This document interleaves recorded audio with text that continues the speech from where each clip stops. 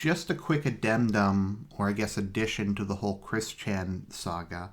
I've had a couple of people who have expressed concerns or said it was wrong to make the videos because I was poking fun at Chris Chan and I was mocking him, and I was basically kicking a man who has severe, not only developmental disorder, but is obviously just completely crazy. And I do understand those concerns, and I'm just addressing them now. I'd like to start out by saying I agree. I think Chris Chan is not accountable for most of what he does. I think he is crazy. He shouldn't be living with his mother. He should be in an institution. He needs proper medical treatment. He probably needs different drugs. He needs proper therapy. He needs people who understand his various pathologies to take care of him. And he's obviously not getting that. And it's really sad.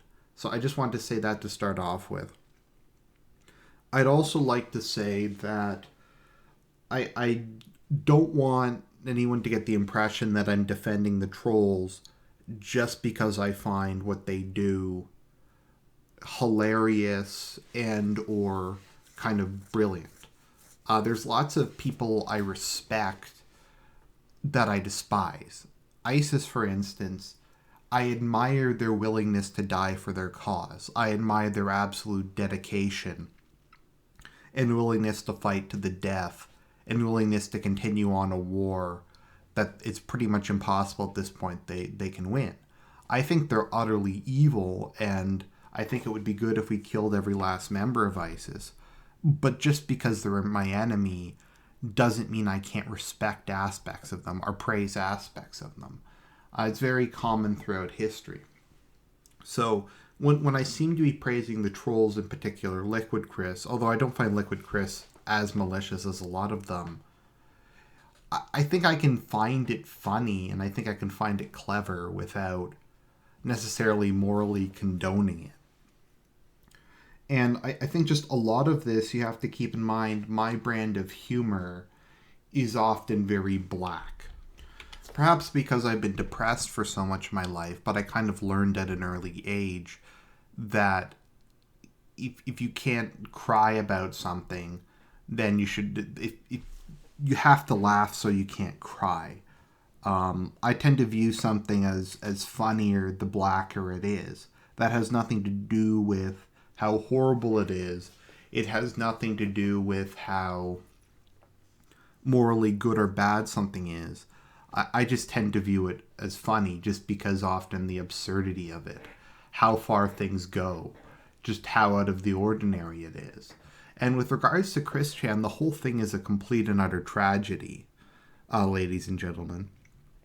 Just because it is tragic and it's horrific what happened to this guy and the way he lives is horrific doesn't mean it's not amusing, doesn't mean it's not fascinating, doesn't mean it's not funny.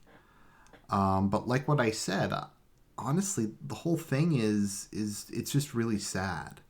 And I think I tried my best to convey the tragic nature of this. Maybe I should have expanded on a bit that Chris Chan doesn't have any agency, but at the same time, it's hard to tell because he has enough agency to basically scam creditors, to get the money from the government and to blow it on stuff that he doesn't have. Even when his father took away his credit cards, he snuck out behind his father's back and stole from him and used that money to buy more stuff.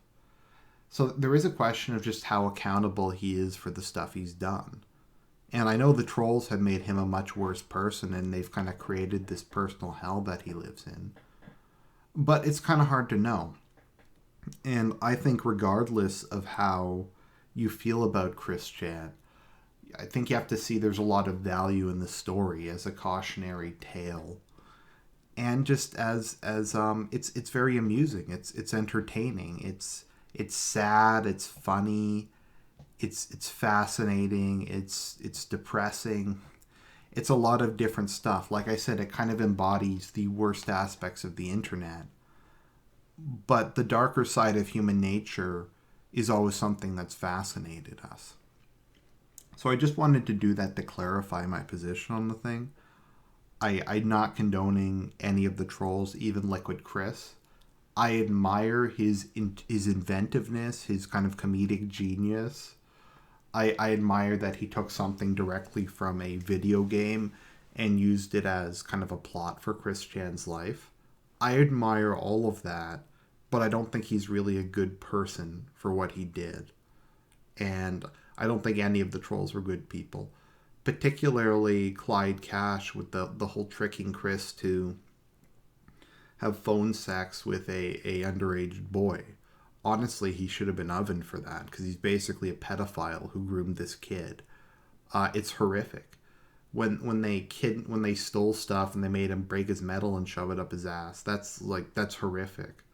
So I don't want to give the impression I was condoning anything they did.